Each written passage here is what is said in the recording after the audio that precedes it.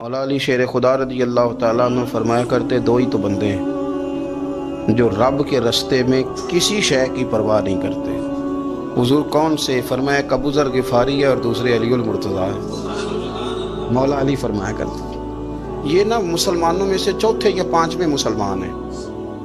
शुरू से ही एक सलीम तबा आदमी, कुछ लोग तबन बड़े नफीस होते हैं, तबनी अल्लाह की तरफ से शुरू से ही।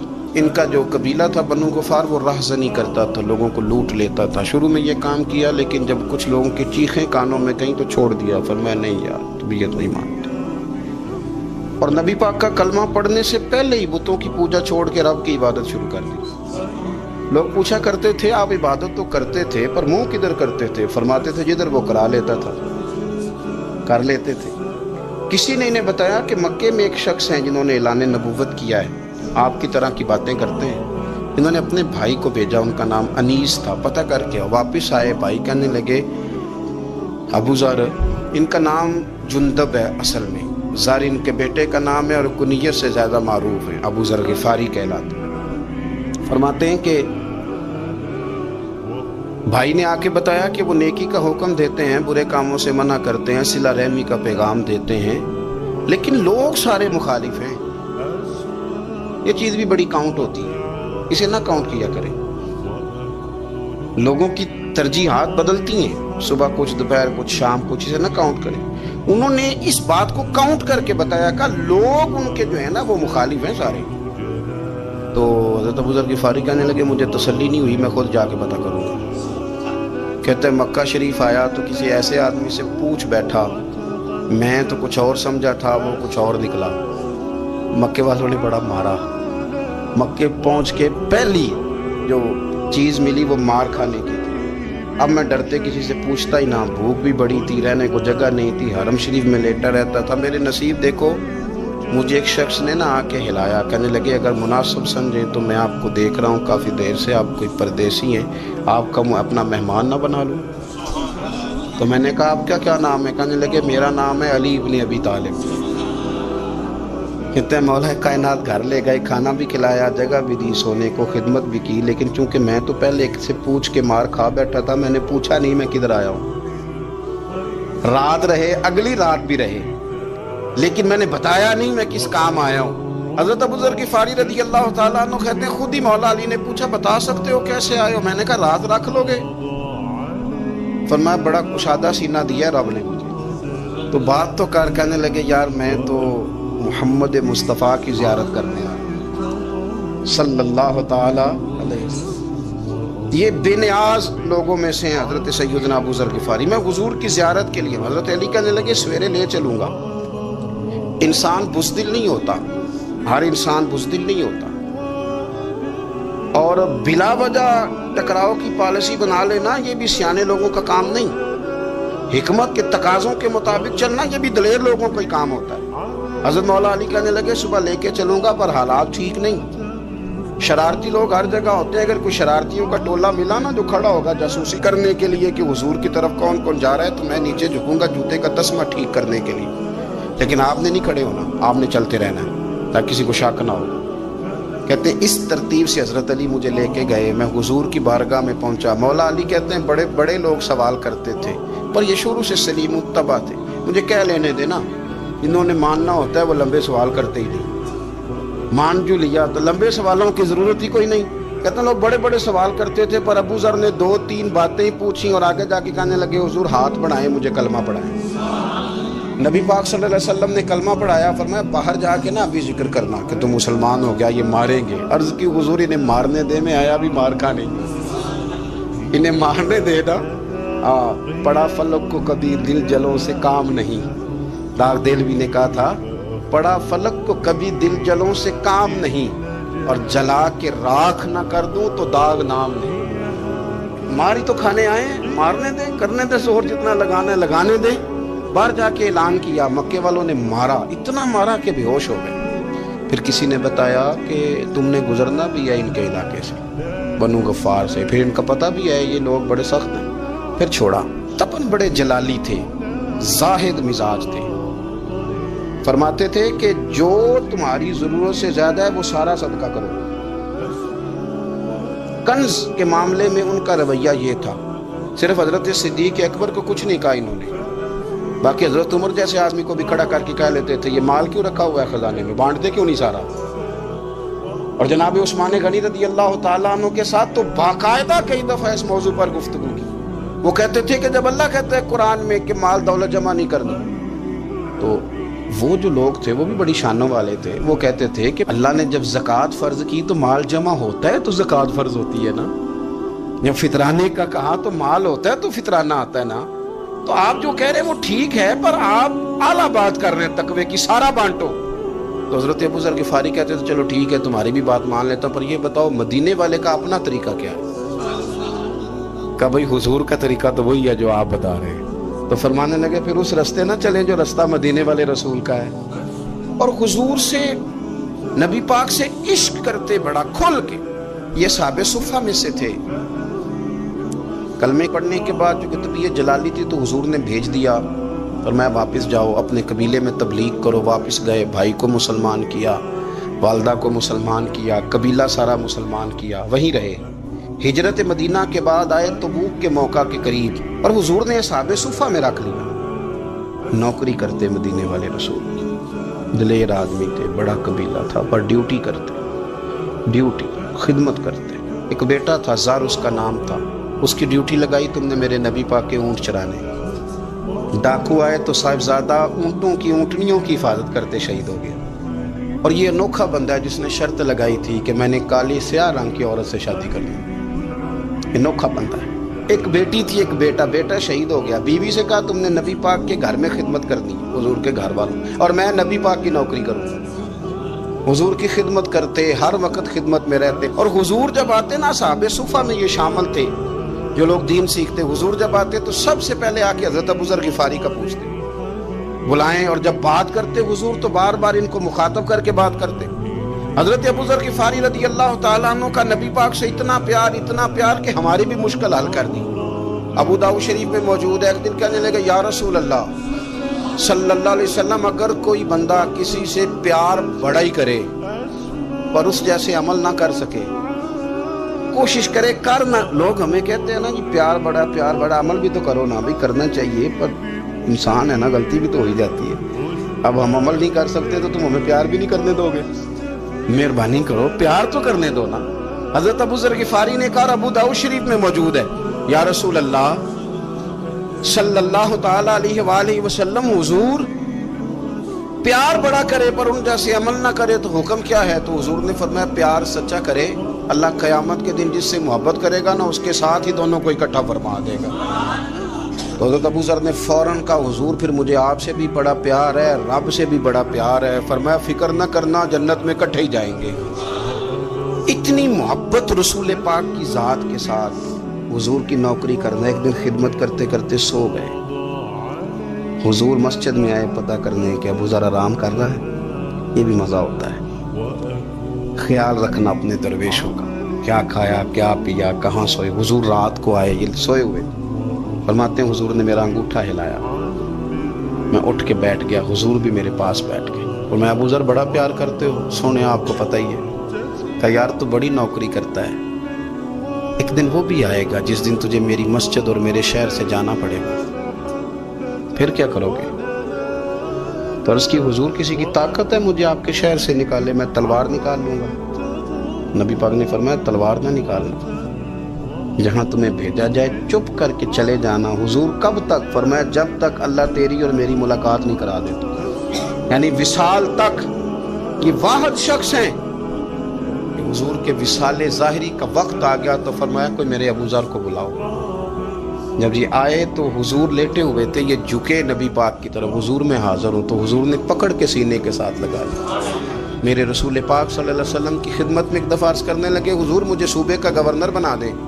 نبی پاک نے فرمایا ابو ذر میں عہدے پسند نہیں کرتا، تو تمہیں بھی میں کہتا ہوں عہدہ نہ لینا، تمہیں بھی کہتا ہوں عہدہ نہ لینا۔ فرمایا ابو ذر میں جو چیز اپنے لیے پسند کروں گا تمہیں بھی اسی کا مشورہ دوں گا، تم بندے اچھے ہو پر یہ کام تمہارے بس کا نہیں ہے۔ بڑے زاہد آدمی میرے رسول کریم صلی اللہ تعالیٰ علیہ وآلہ وسلم نے ان کے بارے میں فرمایا جس طرح نبیوں میں حضرت عیسیٰ علیہ السلام ہوئے. حضرت عیسیٰ دیکھیں نا، انبیاء میں اللہ تعالیٰ نے ہر قسم کی عظمت نبیوں کو دی. جناب سلیمان علیہ السلام کا تو تخت بھی ہوا میں اڑتا تھا، جن تک تابع دار تھے. اور نبیوں میں حضرت عیسیٰ بھی ہیں جن کے پاس گھر بھی کوئی نہیں، شادی بھی کوئی نہیں کی، اینٹ سرانے رکھ کے تکیہ بناتے. ایک ان کے پاس کنگھی تھی اور ایک پیالہ تھا. دیکھیں جو بندہ نیک ہو نا، وہ بھی نیک ہیں، اللہ کے نبی ہیں. آپ اپنا تقوی مسلط نہیں کریں گے، جو وہ کر رہے ہیں وہ بھی مخلص ہو کے کر رہے ہیں. حکومتیں جو چلانی ہیں تو وہ کس نے چلانی ہے؟ اگر نیک بندے نہیں آئیں گے تو غلط لوگ آئیں گے، قوموں پہ ظلم کریں گے. وہ بھی اپنی جگہ ٹھیک ہے، لیکن یہ جو کر رہے ہیں یہ بات بھی اپنی جگہ بالکل ٹھیک ہے. ہم پتہ کیا کرتے ہیں، ہم چیزوں کو مسلط کرتے ہیں، ایک دوسرے پر مسلط نہیں کریں چیزوں.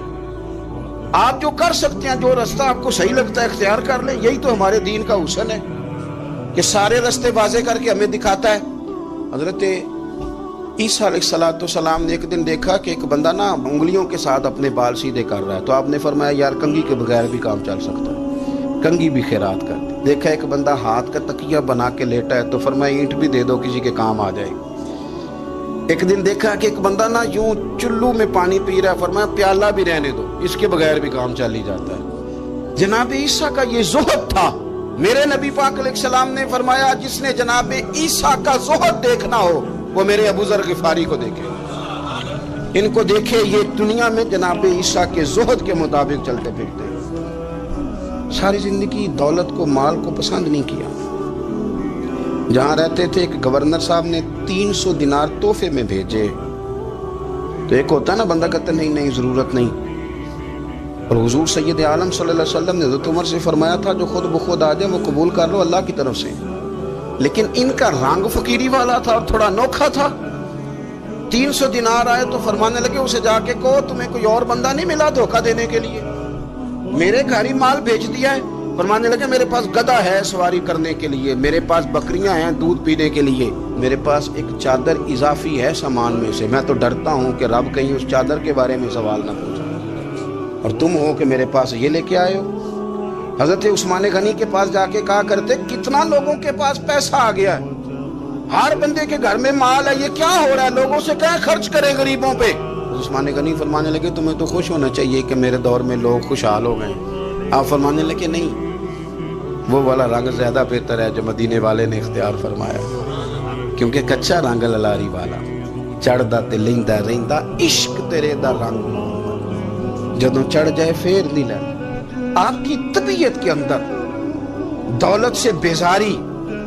حضرت ابو درداء، حضرت ابو موسیٰ اشعری، حضرت ابو ہریرہ رضی اللہ تعالیٰ عنہ، یہ سمجھ لیں ان کے کلاس فیلو تھے، ان کے ساتھ پڑھا تھا انہوں نے. حضرت ابو ذر غفاری ان پر بھی جلال کرتے ہیں. آپ یقین کریں کہ طبیعت نا ایسے کیف میں آ گئی ان کو پڑھ کے.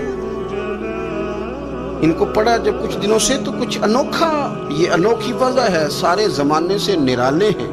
یہ بندے کون سی بستی کے یار اب رہنے والے ہیں، یہ کس طرح کے لوگ ہیں، کیا سوچ ہے. حضرت ابو درداء رضی اللہ تعالیٰ عنہ کے گھر کے قریب سے گزرے تو حضرت ابو درداء مکان بنا رہے تھے. کیا جملہ کہا، تڑپ گئی روح. فرمانے لگے ابو درداء تجھ سے مجھے یہ امید نہیں تھی یار. فرمایا کیا ہوا؟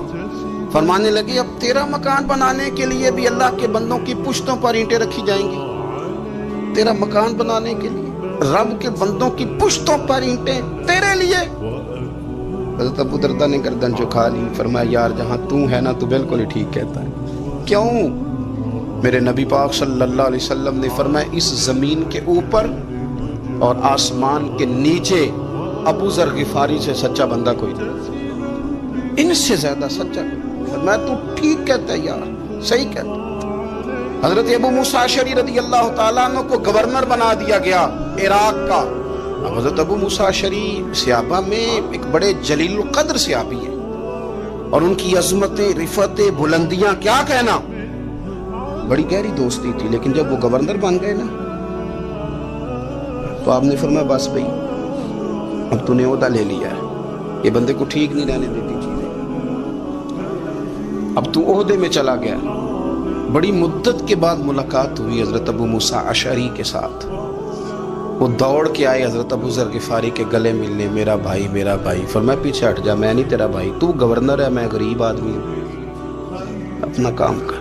پھر دوڑ کے آئے، فرمایا ابو ذر تو میرا بھائی ہے یار، اکٹھے پڑھتے تھے حضور۔ فرمایا نہیں، جا تو نہیں میرا بھائی۔ پھر آئے، جانتے تھے نا یہ سچا بندہ ہے، یہ سچا بندہ ہے، یہ تقریروں والا نہیں، صرف وعظوں والا نہیں، اس کے اندر بھی بڑی سچائی ہے۔ قریب آئے، آ کے کہا یار تو میرا بھائی ہے، میرے سینے لاگ۔ فرمانے لگے تو تیسری بار آیا ہے، مومن ہے، میں منہ نہیں موڑ سکتا، پر پہلے مجھے بتا گورنر بننے کے بعد تو نے مکان کتنے بنائے، باغ کتنے لگائے، چکیاں کتنی لگائی، کتنے تو نے چیزیں بنائی ہیں، پہلے بتا۔ حضرت ابو موسیٰ اشعری نے ان کا ہاتھ پکڑا، رونے لگے، کہنے لگے جس محبوب سے تو نے تربیت لی ہے میں بھی انہی کا نوکر ہوں، ان کپڑوں میں عراق گیا تھا، میرے ہاتھ بھی وہی ہے یار، کیا بات کرتا ہے تو، میرے وہی ہیں۔ مجھے بتا اگر یہ عہدے خدمت کے ہم نہیں لیں گے تو پھر کیا ظالموں کو دیں گے، غیروں کو دیں گے؟ نہ کر، کچھ نہیں بنایا۔ حضرت سیدنا ابو موسیٰ اشعری رضی اللہ تعالیٰ عنہ روئے، اور جب کہا نا کوئی شے نہیں میرے پاس، تو فرمایا اچھا چل آ جا، پھر سینے لگ جا، تو واقعی میرا بھائی ہے۔ پھر حضرت ابو ذر غفاری نے محبت فرمائی، وہ درویشی، وہ فقیری، وہ سادگی، وہ نورانیت، وہ دل کے ساتھ اندر۔ ہمارے تو بہت سارے لوگ ہیں جو کہتے ہو کہاں لے جانا ہے مال، کیا ضرورت ہے مال کی، ہر وقت مال کی مخالفت کرتے ہیں، لیکن دل ان کا کہتا ہے کہ آئے صحیح کسی طریقے سے، پہنچے صحیح۔ حضور نے فرمایا بعض لوگوں کی زبانیں شہد سے زیادہ میٹھی، دل بھیڑیے سے زیادہ خطرناک، اوپر سے کہہ کچھ رہے ہیں اندر حالات کچھ اور ہیں۔ لیکن حضرت ابو ذر غفاری رضی اللہ تعالیٰ عنہ دوری دولت سے، آپ فرماتے کیوں ہے لوگوں کے پاس مال، کس لیے اتنا مال جمع کیا ہے؟ کیا ساری غریبی ختم ہو گئی ہے، غربت مٹ گئی ہے ساری، کیوں لوگ مال بناتے ہیں؟ ایک اور آپ کی کلاس فیلو تھے جو بصرے کے گورنر بنے، عبداللہ بن عامر رضی اللہ تعالیٰ۔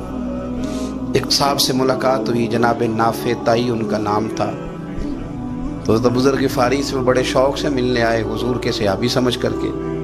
فرمایا کہاں کے رہنے والے ہو؟ کہا میں تو بصرے کا رہنے والا ہوں۔ فرمایا وہاں میرے ایک کلاس فیلو ہیں عبداللہ بن عامر، کہا وہ تو آج کل گورنر ہیں۔ فرمایا میرا ایک پیغام دے دو گے اس کو جا کے؟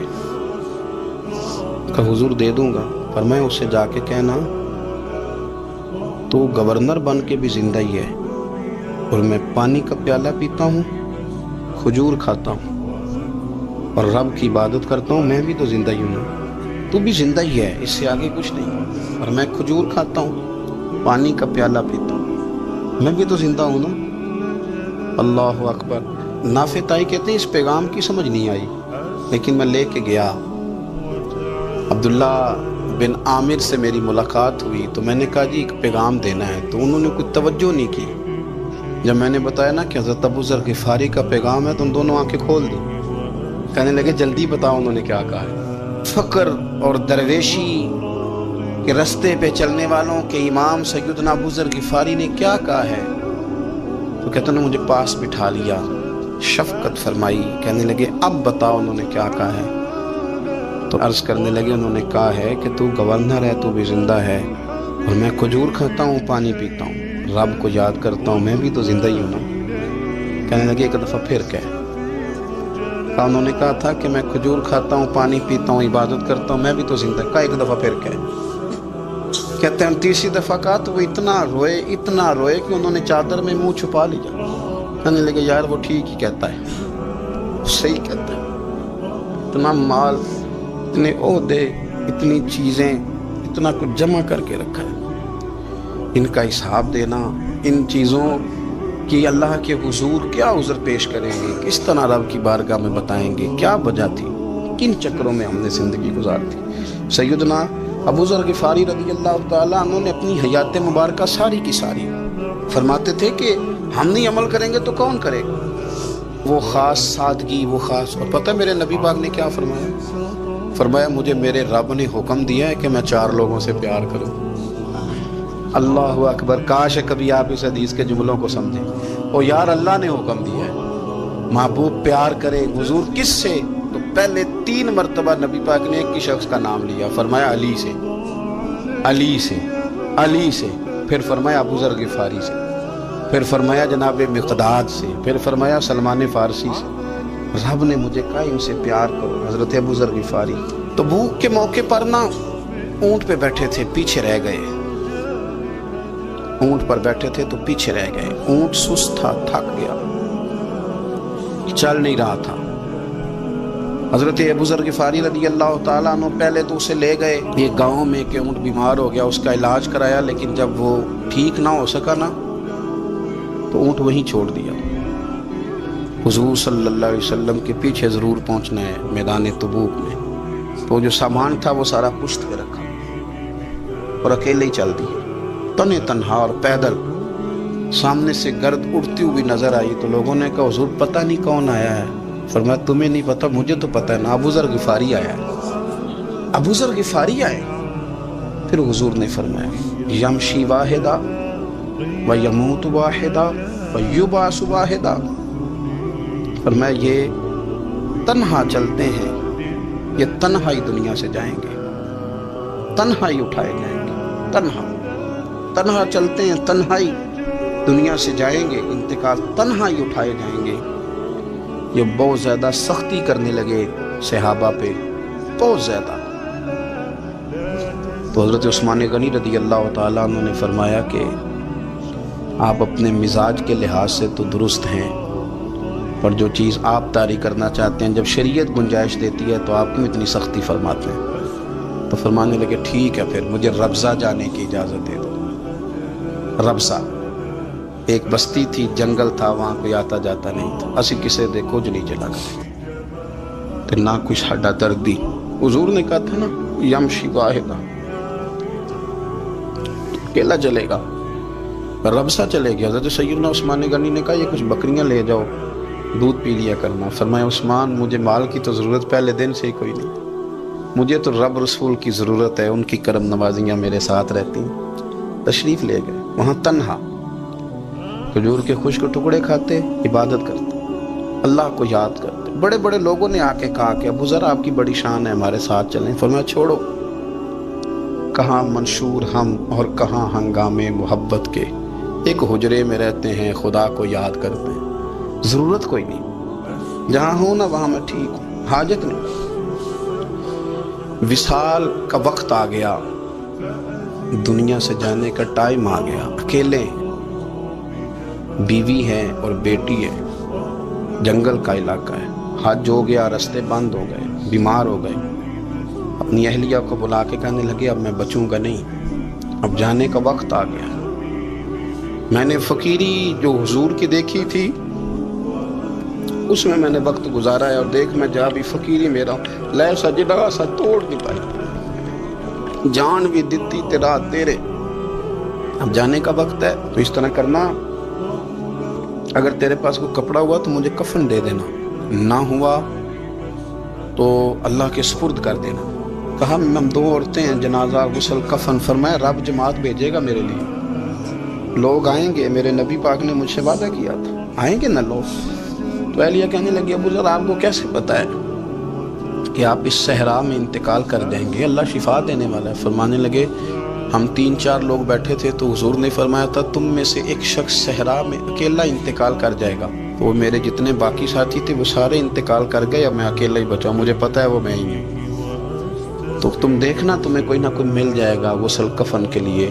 آپ کی اہلیہ کہتی ہیں کہ میں اٹھی، کبھی دوڑ کے میں باہر جاتی، سڑک پہ جا کے دیکھتی کوئی گزر رہا ہے، پھر میں آ کے کہتی حج ختم ہو گیا ہے، رستے بند ہو گئے ہیں، کون آئے گا جنگل، پھر میں آ کے ان کی تیمارداری کرتی، پھر اٹھ کے جاتی، پھر میں آ کے تیمارداری کرتی۔ اچانک میری نظر پڑی تو ایک چھوٹا سا قافلہ آ رہا تھا، اس قافلے میں چند لوگ تھے اور سب سے بڑھ کر صحابی رسول حضرت عبداللہ ابن مسعود بھی تھے۔ میں نے ان کو اشارہ کیا تو وہ دوڑے آئے، کہنے لگے بہن کیا ہے؟ میں نے کہا یہاں ایک شخص ہے، تمہاری تھوڑی سی ضرورت ہے اس کو۔ حضرت عبداللہ ابن مسعود کہنے لگے کون ہے بی بی؟ کہتی ہے میں نے کہا کہ وہ ابو ذر غفاری ہیں۔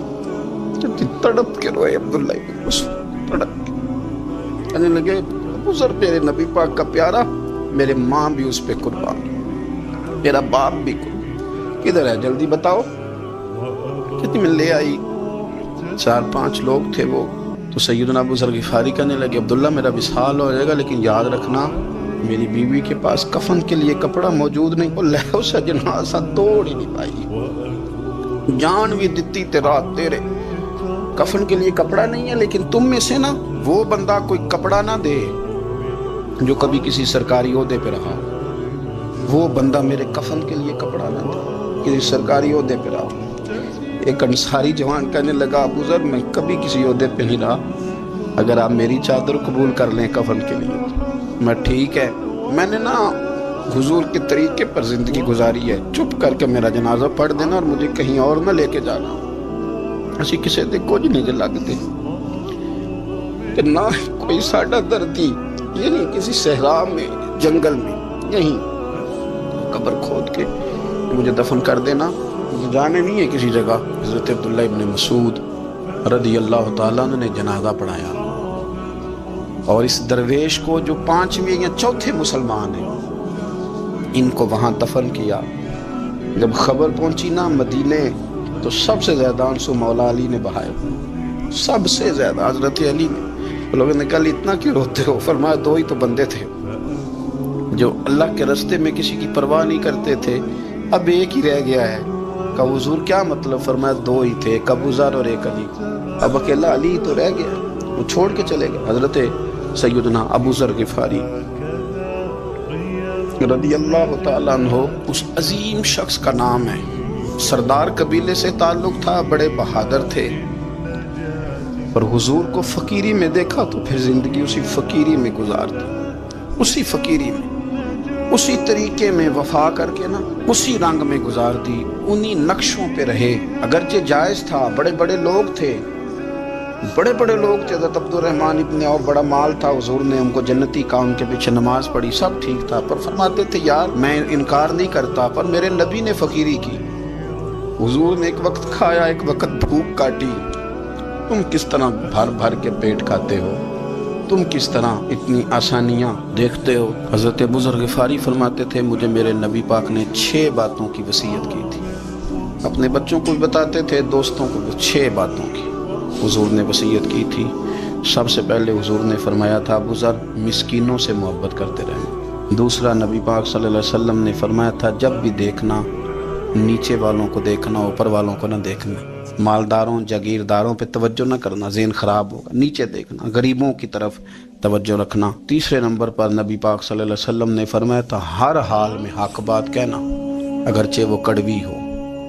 چوتھے نمبر پہ میرے محبوب نے فرمایا تھا اللہ کے معاملے میں کسی کی پرواہ نہ کرنا, کوئی کیا کہتا ہے کہتا رہے, تم رب کے رستے پہ چلتے رہنا, ملامت کی پرواہ نہ کرنا. اور 5ویں نمبر پر میرے نبی پاک نے مجھ سے کہا تھا اگر رشتہ دار تجھ سے تعلق توڑیں بھی نہ تو تو جوڑ کے رکھنا, صلہ رحمی نہ چھوڑنا. اور 6 نمبر پر حضور نے فرمایا تھا اللہ کے عرش کے خزانوں میں سے خزانہ ہے لا حول ولا قوت الا باللہ العلی العظیم. حضور نے فرمایا اسے پڑھتے رہنا, اسے کبھی نہ چھوڑنا. اے اللہ ان نیک اور پاک لوگوں کا صدقہ ہمارے دلوں کو تقویٰ عطا فرما. اپنی زندگی میں اللہ کی مدد کی طرف بڑھیں, مالک کی مدد کا حصول اختیار کرنے کی کوشش کریں, اللہ کے ساتھ اپنے آپ کو جوڑیں. اگر اللہ کی مدد نصیب ہو, یہ جو ہم جتنا ڈرتے رہتے ہیں, سہمے رہتے ہیں, پریشان رہتے ہیں کوئی کیا کر دے گا, ہمارے ہاں نا ہر شعبے میں معاذ اللہ ایک مافیا ہے, الا ماشاءاللہ. وہ مافیا کہتا ہے میرے ساتھ ملو گے تو میں چلنے دوں گا ورنہ میں نہیں چلنے دوں گا, مارکیٹ میں آ ہی نہیں سکتا فلانا بندہ کیونکہ یہاں ہمارا قبضہ ہے. اور میرے بھائی پھر بہت سارے لوگ جن کی نیتیں اور ارادے بڑے اچھے ہوتے ہیں شروع میں, وہ بھی اس مافیا کا شکار ہو جاتے ہیں اور ان کے رنگ میں رنگ جاتے ہیں. یاد رکھنا کسی شخص کی بلیک میلنگ کا کبھی شکار نہ ہونا, کبھی کسی کی میٹھی اور مسجع مکفہ باتوں کا شکار نہ ہونا. کوئی کیا کر سکتا ہے اگر اللہ مددگار ہو تو, جس کو رب کریم اٹھانا چاہے اسے کوئی گرا سکتا ہے. ہم یہ ڈرے ڈرے سہمے پریشان فیصلہ کرنے کی طاقت نہیں, مجھے چلنا چاہیے کہ نہیں, اٹھنا چاہیے کہ نہیں, کرنا چاہیے, اٹھ باندھ کمر کیوں ڈرتا ہے, پھر دیکھ خدا کیا کرتا ہے. حضرت عبداللہ ابن عباس فرماتے ہیں میرے نبی پاک علیہ السلام نے میری تربیت فرمائی, حضور نے میری تربیت فرمائی, اور محبوب پاک علیہ السلام نے فرمایا عبداللہ یاد رکھنا، یہ نوجوان دوست میری بات لکھ لیں، پریشان لوگ میری بات لکھ لیں، جن کے پاس قوت فیصلہ نہیں وہ اس بات کو لکھ لیں۔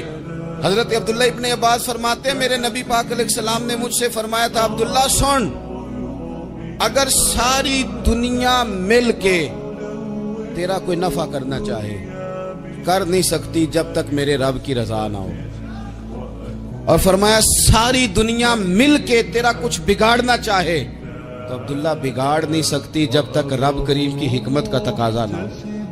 لوگوں سے ڈرنا، لوگوں کی طرف دیکھنا، ماحول دیکھ کے اپنے راہ کا تعین کرنا، ہر بندے کے خیالات کے مطابق ڈھلنے کی کوشش کرنا، فلانا نہ ناراض ہو جائے، فلانا نہ ناراض ہو جائے، وہ جس نے ہونا ہو جائے، بس رب رسول ناراض نہ ہو۔ اپنی زندگی میں اپنے مالک کو مولا جان کے، بل اللہ مولاکم، اللہ تمہارا مولا ہے، وہو خیر الناصرین، وہ بہترین مددگار ہے، توجہ جب بھی کرے رب کی جانب کرے، اپنے دل کا قبلہ درست رکھیں، سوچوں کے زاویے سیدھے رکھیں۔ میرے بھائی، مالک جب بندوبست کر دے نا، جب مالک بندوبست کر دے پھر ایسا بندوبست کرتا ہے کہ لوگوں کے پاس نا چارہ نہیں رہتا۔ حضرت مریم رضی اللہ تعالی عنہا پاک باز تھی، مسجد میں رہی تھی، پر مالک کی حکمت کے تقاضے بڑے عجیب ہے نا۔ پھر جناب مریم کو اللہ تعالیٰ نے بغیر شوہر کی اولاد عطا کر دی۔ یہ بات ہی ایسی تھی، وہ کسی نے کہا تھا کہ مخلوق تو فنکار ہے اس درجہ کے پل بھر میں سنگے در کعبہ سے بھی اصنام تراشے، تم کون ہو کیا چیز ہے داغ کبابی، لوگوں نے تو مریم پہ بھی الزام تراشے۔ تو لوگوں نے کہا کدھر سے لے آئی بچہ، تیرا باپ تو ایسا نہیں تھا، کہاں سے لے آئی؟